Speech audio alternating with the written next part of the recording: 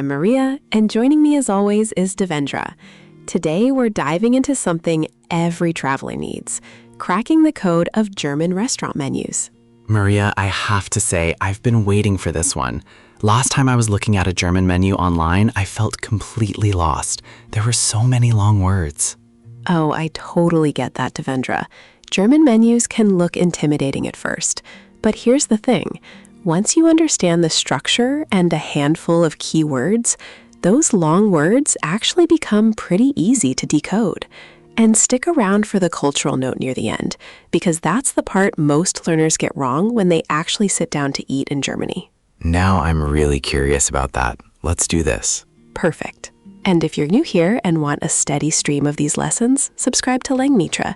We ship one a week. All right, let's start with the basics. When you open a German menu, you'll see it organized into very clear sections. The first one you'll encounter is usually Vorspeisen. Vorspeisen.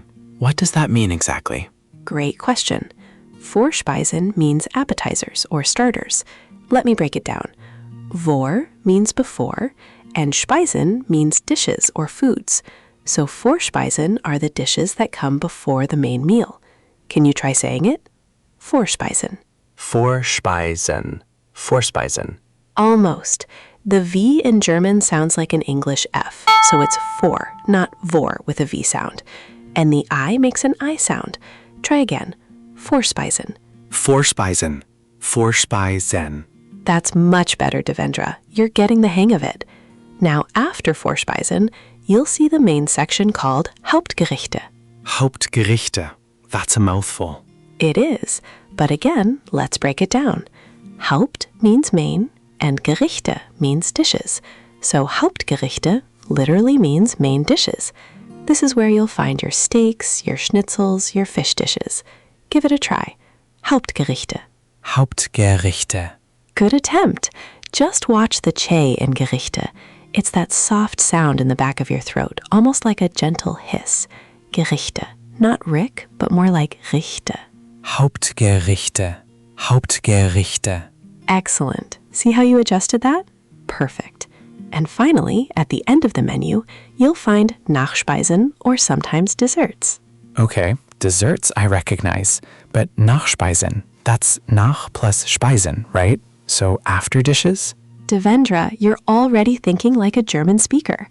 Exactly right. Nach means after, Speisen means dishes. Nachspeisen are the dishes that come after the main meal, your desserts, your sweet treats. Now you try. Nachspeisen. Nachspeisen. Beautiful. You nailed that che sound that time. So we have our three main sections. Vorspeisen for starters, Hauptgerichte for mains, and Nachspeisen for desserts. But you might also see a section called Suppen. Suppen. That sounds like it could be soup? Spot on. Suppen means soups. German menus often give soups their own section because soup is a very traditional starter in German cuisine.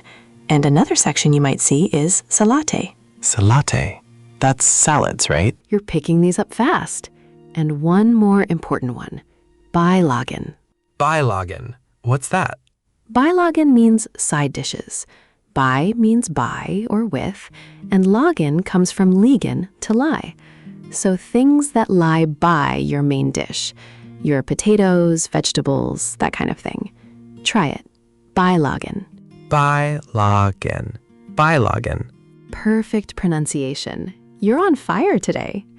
Now let's fill in these sections with actual food vocabulary. Let's start with some common Vorspeisen, those appetizers. Yes, I want to know what I'm actually ordering. All right. One of the most classic German starters is Kartoffelsuppe. This is potato soup. Kartoffel means potato, and Suppe means soup. Kartoffelsuppe. Kartoffelsuppe. Good. Just smooth out those syllables a bit. Kartoffelsuppe. The stress is on the toff. Kartoffelsuppe. Got it. Wonderful. Another popular starter is Flädlesuppe, which is a clear broth with thin sliced pancake strips. Very comforting. That sounds interesting. And how about some non-soup starters? Great question. You might see Räucherlachs, which is smoked salmon. Räucher means smoked, and Lachs means salmon. Räucherlachs. Räucherlachs. Close. The E in Räucher sounds like the Oi in boy. Räucherlachs. Räucherlachs. That's it. Another one is Käsetorte, a cheese plate. Käse is cheese, Platte is plate. Käseplatte. Käseplatte. Maria, I love that German just combines words like this. Once you know the parts, you can figure out the whole thing. Exactly, Devendra. That's one of the beautiful things about German. It's like solving a puzzle. Now let's practice what we've learned so far before moving on. Can you tell me what Vorspeisen means? Vorspeisen means appetizers or starters, the dishes that come before the main meal. Perfect. And Beilagen?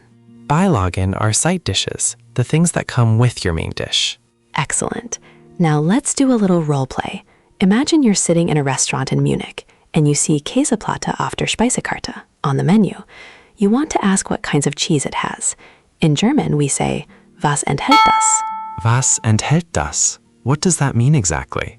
Was means what, enthält means contains, and das means that or it.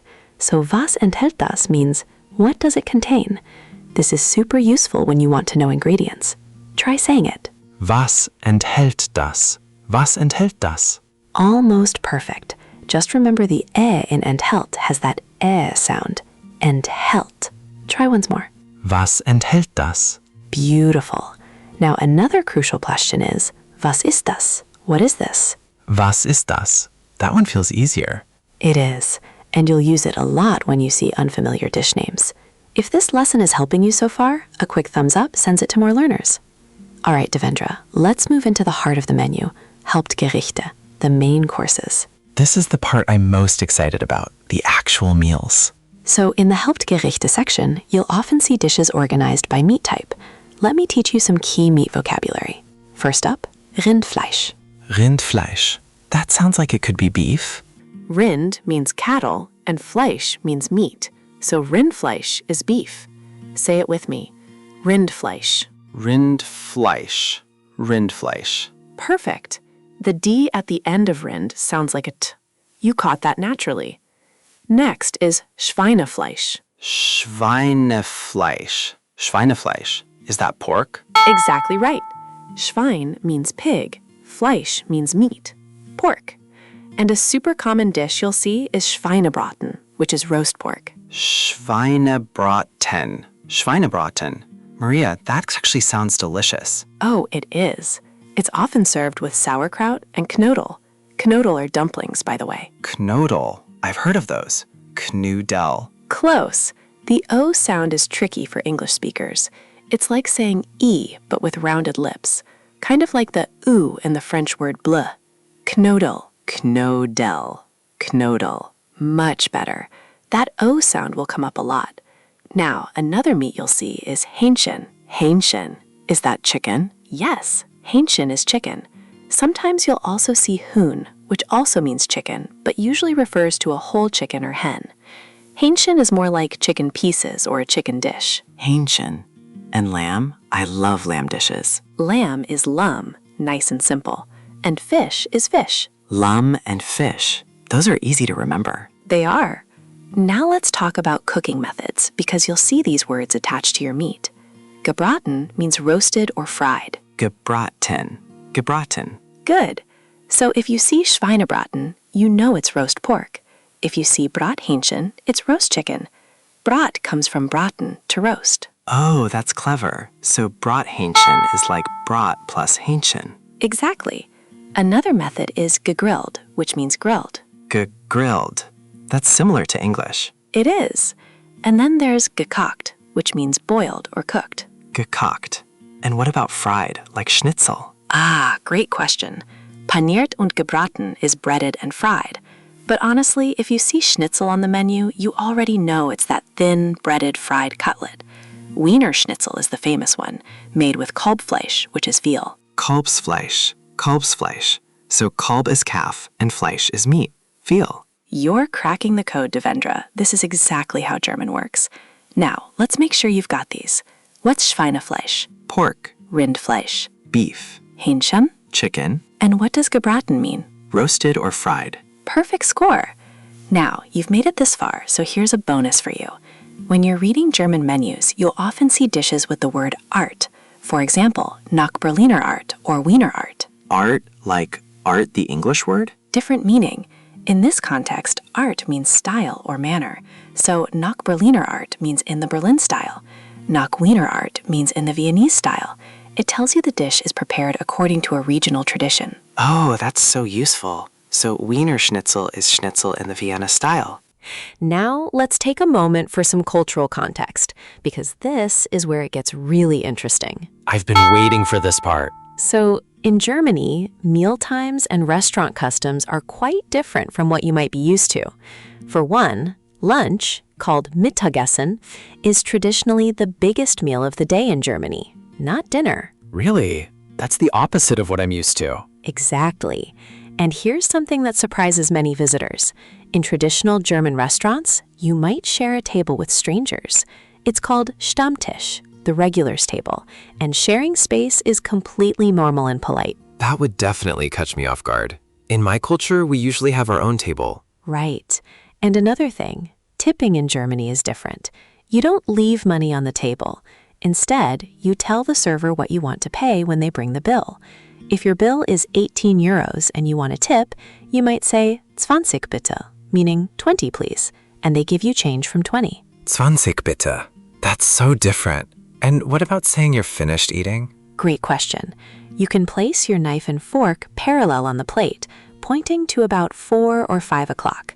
That signals you're done. But here's what most learners get wrong, and I mentioned this at the start. Germans typically don't ask for a to-go box, a doggy bag. It's not really part of the culture. Portions are meant to be finished at the table. Maria, that's actually really good to know. I would have definitely asked for a box. And you wouldn't be alone. But now you know. All right, let's finish strong with Nachspeisen, the desserts, and pull everything together. Dessert time, let's go. One of the most famous German desserts is Apfelstrudel. Apfel means apple, and strudel is, well, strudel, that flaky pastry. Apfelstrudel. Apfelstrudel. That one I've actually seen before. It's a classic, often served with Sahne, which is whipped cream, or Vanillesoße. Sahne. And Vanillesoße? Vanillesoße? Close on Vanillesoße. The S makes an S sound. Vanillesoße. Try it again. Vanillesoße. That's it. Another popular dessert is Schwarzwälder Kirschtorte. Whoa, that's a big one. Schwarzwälder Kirschtorte? Good effort. It's Black Forest cherry cake. Schwarz means black, Wälder means forests, Kirsch means cherry, and Torte means cake. Black Forest cherry cake. Schwarzwälder Kirschtorte. I've seen pictures of that. It looks amazing. It is incredible. Chocolate cake, cherries, whipped cream, and one more, ice, which simply means ice cream. Ice, like ice cream. Exactly. You might see vanilla ice cream, or Schokoladeneice, chocolate ice cream. Schokoladeneice. I can actually figure that one out. That's the beauty of German compound words. You learn the building blocks, and suddenly you can decode so many dishes. Now, Devendra, let's do a final rapid review. I'll say a German word, you tell me what it means. Ready? Ready. Appetizers. Hauptgerichte. Main courses. Nachspeisen. Desserts. Rindfleisch. Beef. Schweinebraten. Roast pork. Beilagen. Side dishes. Was enthält das? What does it contain? Devendra, compare how you were pronouncing things at the start of this lesson to now. Huge improvement. You're really getting the sounds. Thanks, Maria. I actually feel like I could look at a German menu now and understand what I'm seeing. The whole breaking down compound words thing is like having a secret decoder. That's exactly it. And you can drill all of today's vocabulary on Langmitra after this lesson. The repetition really helps lock it in. Now, let's put it all together with one final practice. You walk into a restaurant, you sit down, and the server brings you a menu. You see the word Wiener Schnitzel mit Kartoffelsalat. What is that? Okay, so Wiener Schnitzel is schnitzel in the Viennese style, that breaded veal cutlet. Mit means with, and Kartoffelsalat, That's Kartoffel plus Salat, so potato salad. Brilliant. Wiener Schnitzel with potato salad. You'd order that with confidence now. I really would. And if I didn't know something, I'd just ask, was ist das? Or was enthält das? Perfect. Those two questions will get you through 90% of menu confusion. If today's phrase surprised you, the cultural thing about not asking for doggy bags or how tipping works, drop it in the comments and share this with someone you know learning German. We've covered so much ground today. Menu sections from Vorspeisen to Nachspeisen, meat vocabulary, cooking methods, essential desserts, and those crucial question phrases. This has been so practical, Maria. I feel ready for my next trip to Germany. That's what I love to hear. For homework, try to find a German restaurant menu online and see how much you can decode now. You'll be amazed at what you understand. In our next episode, we're going to tackle ordering drinks and understanding the Getränke, the drinks menu. Plus, we'll learn how to ask for the bill and handle payment in German. Getränkekarte. I can already break that down. Getränke is drinks and Karte is card or menu. Look at you. You're already ahead of the game. Until next time, keep practicing, keep being curious about the language, and remember, every word you learn brings you closer to connecting with German culture in a real way. Thanks for watching, and we'll see you in the next lesson here on Langmitra. Tschüss. Tschüss, everyone. Before we recap, one quick ask. What worked for you in this lesson? What felt hard? And what topic should we teach next? Drop it in the comments. Your feedback shapes what we build next.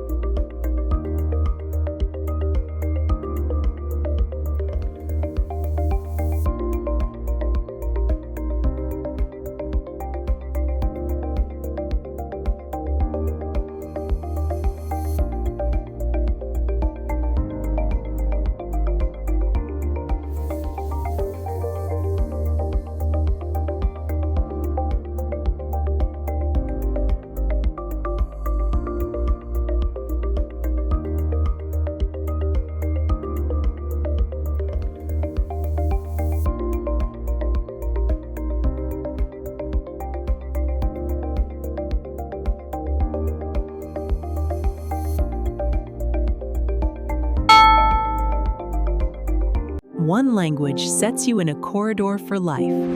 Learn language with podcast. Subscribe.